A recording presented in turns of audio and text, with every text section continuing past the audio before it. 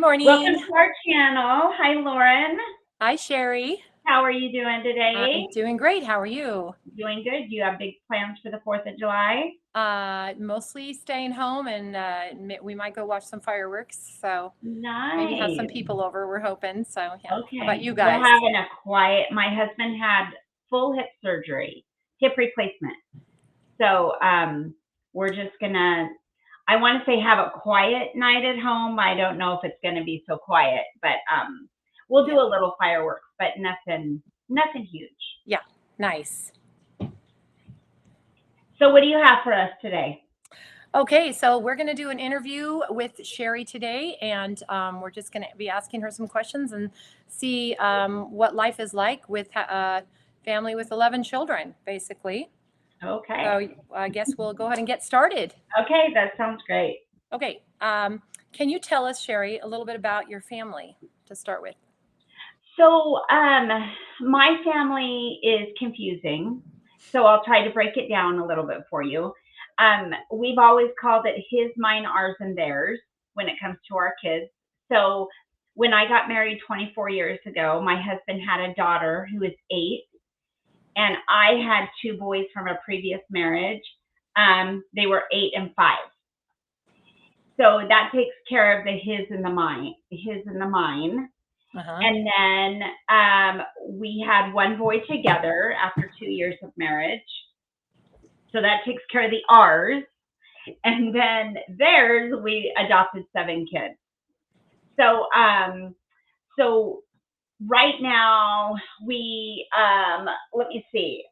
So when we first started out adopting, well, we went straight for adoption. We didn't do foster care to start out with. So we adopted 2 kids. They were 11 and almost 11, almost 12, and 12, almost 13. And then our second adoption was 3 girls, so 4, 5, and 13. So those would have been separated, and we only did sibling groups because those are the ones that get split up. So we had 3 girls. And then our last adoption was 2 5-year-old twins. And currently their ages are, we have 2 33-year-olds, a 32-year-old, 2 26-year-olds, a 25-year-old, a 22-year-old, a 17, 16, and 2 13s. So if you add those together, that's 11 kids. Very good. So your youngest 2 are 13 years old. Yes. Nice. Okay. Yes. And we have 4 kids in the house now, which is quite different from 13 kids years ago. So I feel like we're empty nesting almost. I know. That's so funny. That's too people will say, you have 4 kids in your house. I'm thinking, and I'll sometimes say, oh, that's nothing. I know. That's not a lot, actually. Oh my goodness. Okay. So let's see. How do you balance the needs of your adopted children with those of your biological children? For me, that wasn't a hard thing. I mean, you treat your biological children or your foster or adopted children just as if they were your biological. Mm-hmm. And they had a doctor's appointment. They needed a doctor's appointment, just like your biological children. And you just conform your family to meet everybody's needs. And so for me, that wasn't really a difficult one. Sometimes the foster and adoptive kids, they might need additional services, Mm-hmm. if they do need counseling, or, whatever, who knows, whatever you get. But, even biological children, they also need maybe counseling or something. So Sure. it's just everyone's on the same plane. Everyone gets their needs met regardless of what you have. And I love that. That's how it should be. Sheri, what advice would you give someone considering adoption or foster care? I think it's amazing that you're even considering doing that. I mean, that's the first hurdle to get over, is just even opening yourself up to even be considering doing this. I would suggest that in the meantime, while you're considering it, just read as much as you can on it. And try to get your support systems in place, whether that is, meet other families who are going through the foster and adopting. Once you do this, you're going to walk through, you're going to enter into a new realm of circle of people that you really wouldn't have met otherwise. Yeah. And so I would suggest, clicking with somebody, and people who say you have 2 kids and they have 2 kids. There's a lot of people who, like, on Friday, okay, on this Friday, I'll watch your kids. So you guys could go out to dinner, your husband or whatever, go out to dinner. Yeah. And then the next Friday, you do the same for me. And so it's just kind of like a free swap in a way. But you have to make sure you have that time for your family, that you're still connecting with your spouse, because you got to have that going through this, because it's a hard job. It's the hardest job you'll ever love. Like, it's not easy by any stretch of the imagination, but it's rewarding. And you touch a lot of lives just by the gesture of opening your door. Yes. So, and as you have said, it is not for the faint-hearted. No, it's not. Okay. Let's see. My next question. Sorry, give me a second here. I kind of lost it here. Oh, here we go. Can you share a particularly memorable moment from your adoption journey that stands out to you? Yeah, this was one of our foster. We had a very, very intense fostering situation with 4. We took in 4, and it was one of the first nights, and I went in to check on. It was at nighttime. I went in to check on the 12-year-old because he was really having a hard time, and he was sharing a room with his 5-year-old brother. And when I went in to check on the 12-year-old, as I was leaving out of the darkness, I heard the little 5-year-old go, "Sheri, you are the best mommy in the whole entire world." Oh. And it literally, like, I still remember that to this day. And it's those little things that you're not even really doing anything, but because of how these kids are raised and what they're accustomed to, by you doing the slightest thing, by making them have 3 meals a day, clean clothes, making sure they get to school, the no-brainer things, to them it's huge because they've had to basically take care of themselves. Right. And so, and even at this little 5-year-old age, he just thought I was the best mom in the whole entire world. So sweet. I know. I know those are the gems that you hold close to your heart. Yes. Huh. Yes. Okay. What were some of the biggest challenges you faced during the adoption process, and how did you overcome them? I think one of the biggest challenges that I faced was navigating the relationship between the biological parents, because you want to have those healthy boundaries with them, and you don't. And so for us, and I'm thinking one case in particular, I always tried to befriend them, like in the waiting room of the visitation center. I never gave them my phone number, never gave them my email. They did not know where I lived. Nothing like that. I never gave that. That information was confidential, and DHS will not give that information out either, or they shouldn't. Make sure that they don't, and they never gave ours out, so I'm hoping they're not going to be giving someone else's out. But anyway, there was one case in particular that I knew that eventually this dad would most likely he would stop visitations, just because I knew his situation. And he really didn't want to come to visitation anyway. My girls really didn't know him, and he was extremely violent. But DHS was having them visit him anyway and supervise visitation at the DHS visitation center. So several months down the road after doing visitation, I casually brought up, and keep in mind, like when we would go to visitation, when we'd walk in, I'd go, "Oh, hi, how are you?" You know, and I would make small talk, friendly small talk. I didn't want him to feel like I'm threatened, because you are the bad guy. Regardless of any case, you are the bad guy because you have these kids. And so they criticize you as parents, even though they're the ones that the kids are taken away from. But anyway, so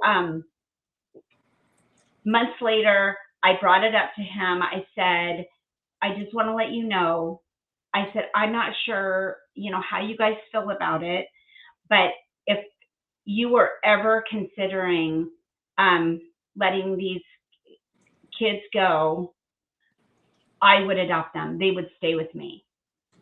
And I said, "Either way, I respect your decision. I just don't want you to feel like they're going to be tossed around from home to home to home in the foster care system, because I would adopt them before that would happen." And sure enough, that next week, he called DHS and canceled all visitations. He did not want any visitations with the kids anymore, and we never heard from him again. So, well, the last time I heard, he was in jail for violence. But and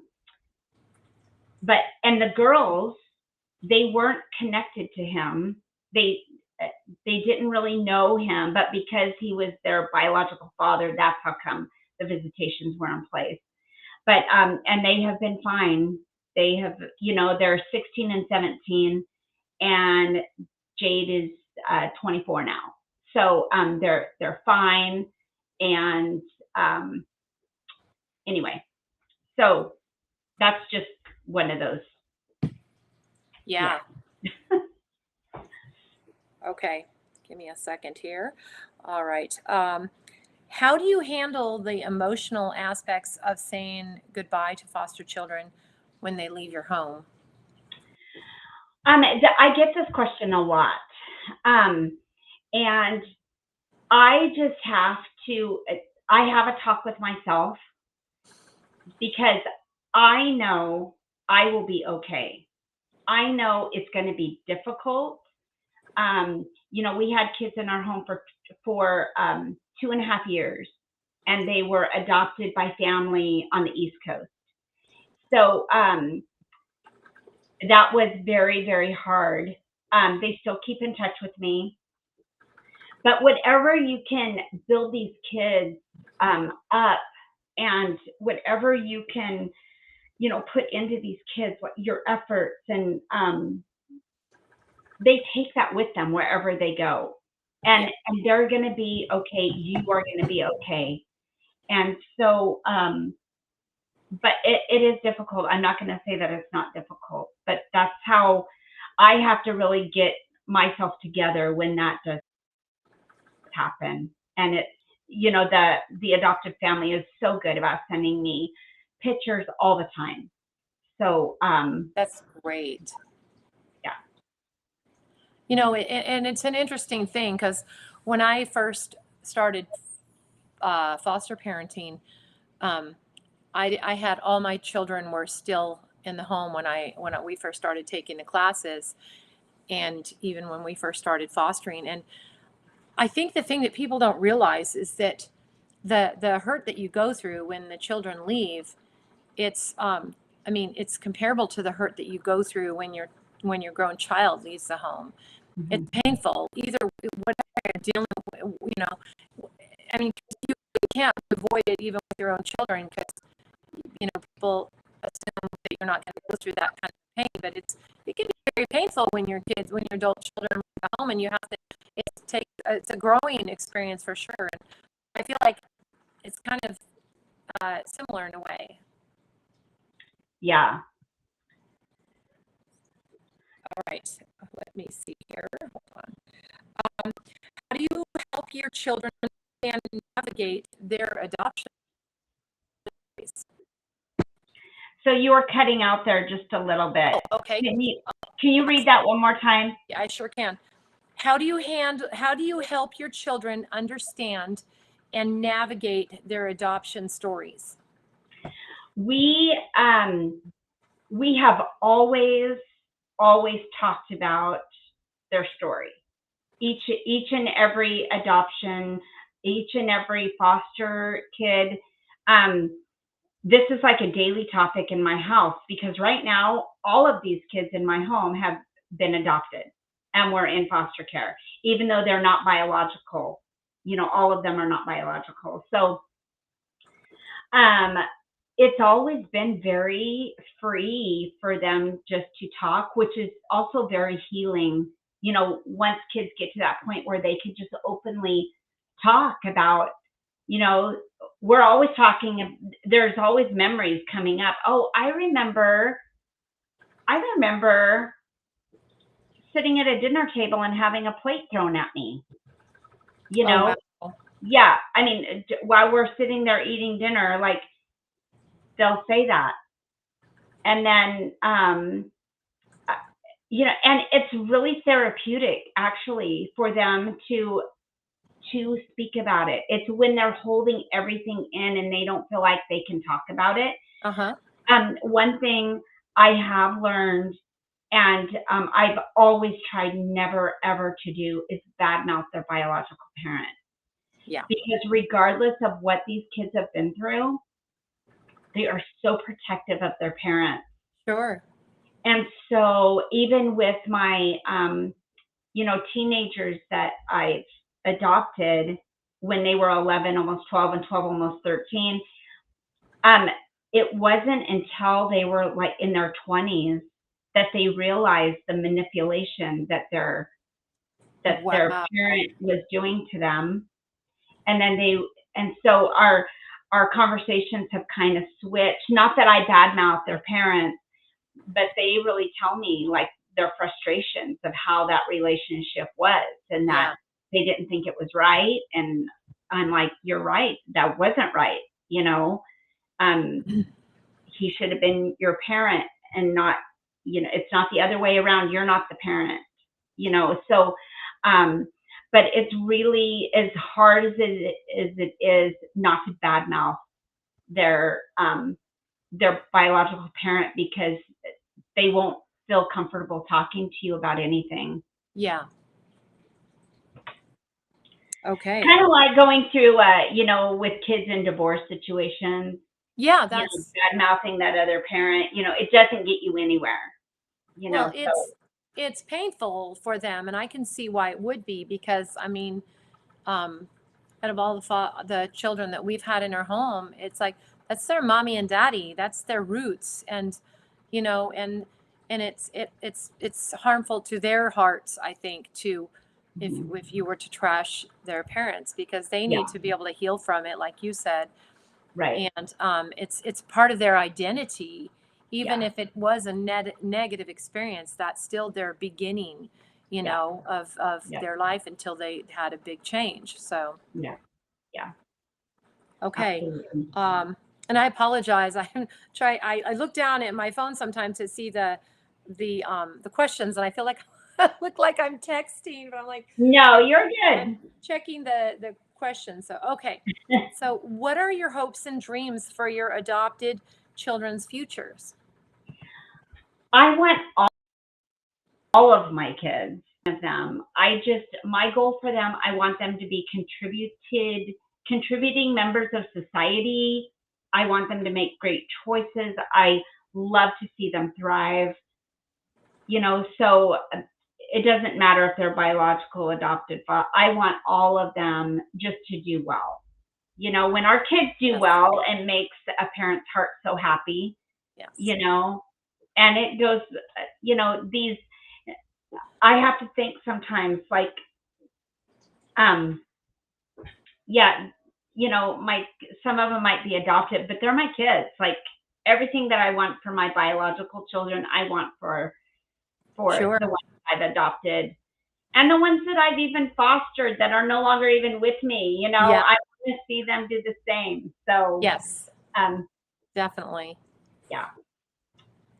All right. So that is the end of our questions for today.